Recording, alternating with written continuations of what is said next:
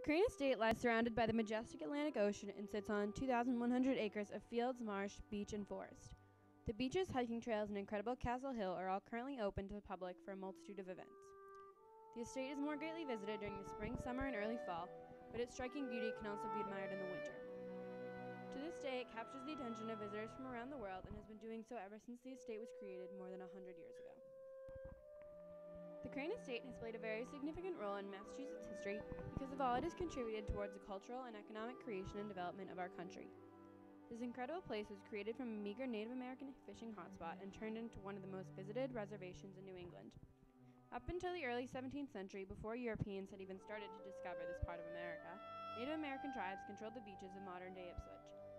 The coastline was perfect for fishing, so it became a very common place to see Native Americans getting food for their families and tribes.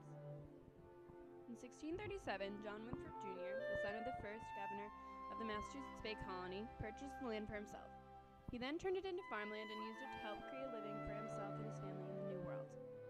The land was then bought and sold by multiple people until more than 200 years later, when the land was given a new owner, Englishman J.B. Burke. It was there he started a gentleman's farm where he landscaped the property and built accessible roadways. Brown also turned the old farmhouse into what can still be found to this day on the estate as the Inn at Castle Hill. This is where the land started to become more modernized and is part of what Crane bought 30 years later. In 1910, Richard T. Crane purchased the property. He filled it with beautiful landscaping designed by some of the best gardeners in the area and built a summer home for the family overlooking the lake. 10 years after their house was built, the Cranes decided that the house did not exactly suit their needs, and they hired David Adler, a well-respected Boston architect, to redo the house. It was named Castle Hill and can be visited and toured to this day. Adler refers to this house as his most ambitious project ever.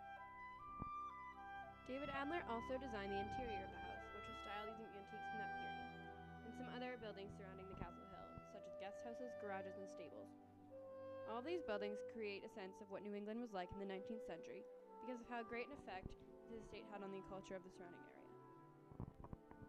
Choate Island, a 135-acre island south of the Crane Estate, was owned by the Choate family until it was bought by Crane and added to his property. The reason that he bought it was because of how much the little island reminded him of one of his favorite places, Maine. He loved it there so much that he actually planted 250,000 pine trees around the island in the middle of the salt marsh. He also hired an antiquarian, George Francis Dow, to restore the island.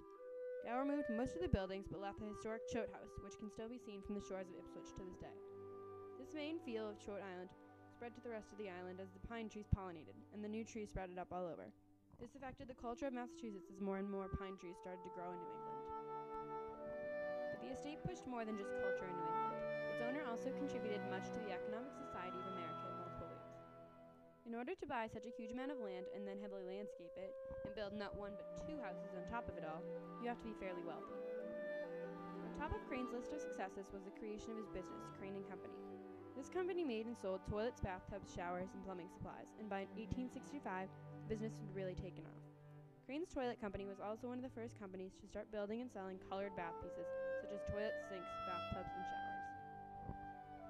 Because only a couple of new companies were making these new toilets, almost everyone who wanted one of these exciting colored bath pieces had to go to Crane & Company. This brought in many new customers and a surplus of money, and at the Connecticut plant alone, more than 5,000 workers were hired. This company was creating multiple branches across the country, which allowed the Cranes to purchase the estate, where they would spend all of their summers every year. But the estate wasn't just used back in the 1900s. You can visit the estate any time of the year for any occasion. Weekly tours of Castle Hill are available. There are 4 miles of hiking and biking trails open to the public. The beach is open to members of the trustees as well as non-members. Weddings and other special events are held at Castle Hill very often, and on the 4th of July, there is a magnificent fireworks display on the beach. All these events bring tourists as well as natives into the estate. Even though Richard Crane may not have known it, his coming and living in Ipswich at the Crane Estate had a huge impact on the area even more than 100